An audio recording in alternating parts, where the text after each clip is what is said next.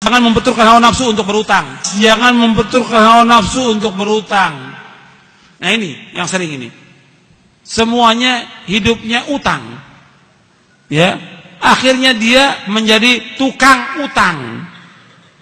Gak boleh dalam Islam seperti itu. Utang boleh dalam Islam. Utang. Ayat yang terpanjang dalam Al-Quran, dalam surah Al-Baqarah, ayat tentang utang. Boleh. Tapi jangan turunkan hawa nafsu untuk utang. Kalau kita mampu, kita beli. Kalau enggak, kita sabar. Kalau kita mampu. Ini enggak semuanya utang.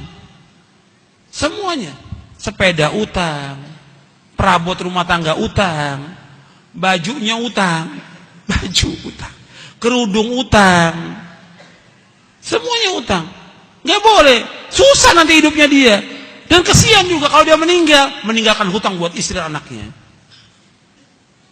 Dia mampu, dia beli, enggak sabar dia. Sabar. Udah, hidup dengan apa yang ada. Dengan apa yang ada. Itu para sahabat demikian. Para sahabat, hidupnya nikmat mereka. Mereka terus ibadah kepada Allah, mereka kerja, mereka usaha, mereka dagang, mereka mencari nafkah. Mereka enggak membenturkan hawa nafsu untuk berutang. Kalau betul-betul terpaksa, baru mereka utang.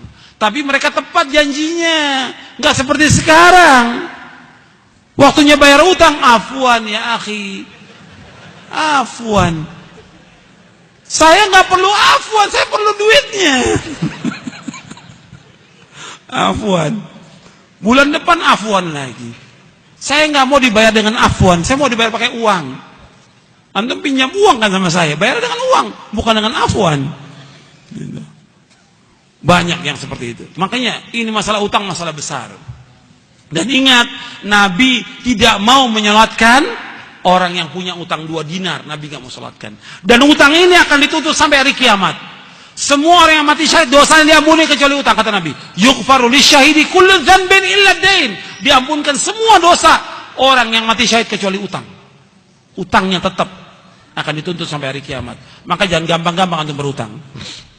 Nabi tidak mau solatkan orang yang berutang 2 dinar. Enggak mau Nabi solatkan.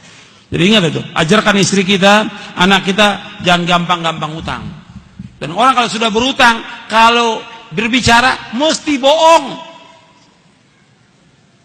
Kalau berjanji, mesti menyalahi janji. Ini sabda Nabi. Orang kalau sudah berutang, kalau ngomong, mesti bohong. Dusta. Kalau berjanji, menyalahi janji. Kata Nabi, ketika Nabi kalau sholat itu, di akhir tasyahud, Nabi selalu baca, di akhir tasyahud, antum ingat tuh doanya. Allahumma inni a'udzubika min adzabi jahannam wa min adzabil qabr wa min fitnatil mahya wal mamat wa min syarri fitnatil masiihid dajjal. Allahumma inni a'udzubika minal ma'thami wal maghrami. Yang terakhir ini, Allahumma inni a'udzubika minal ma'thami wal maghrami. Ya Allah, aku berlindung kepada Engkau dari dosa dan utang. Aisyah bertanya, Rasulullah, kenapa engkau banyak berdoa kepada Allah berlindung dari dosa dan utang? Apa kata Nabi? Innar rajula idza gharima hadatsa fakadzaba wa wa'ada fa akhlafa.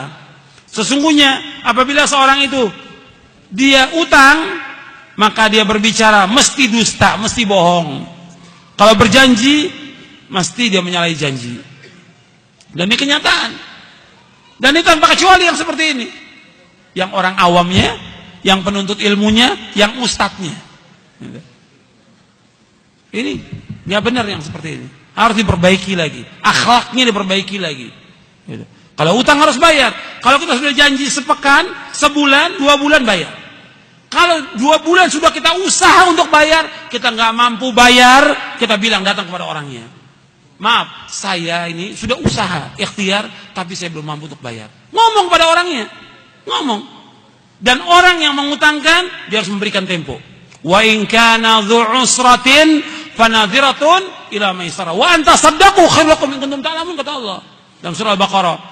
Kalau orang yang punya kesulitan gak mampu bayar, kamu berikan tempo sampai dia lapang. Kalau kamu sedekah kepada dia, lebih baik, kata Allah.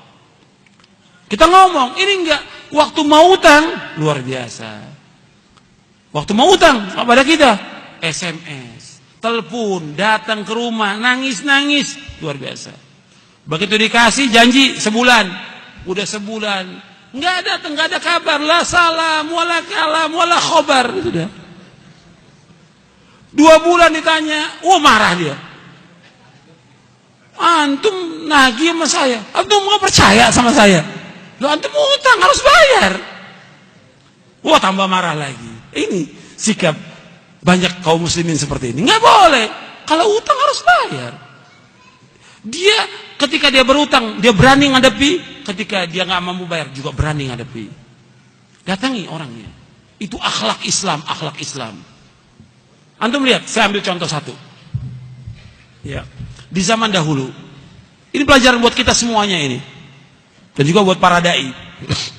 Di zaman dulu, sebelum Nabi Muhammad, jauh sebelum Nabi Muhammad SAW, cerita Nabi, ada seorang berutang 1.000 dinar, dia utang kepada seorang.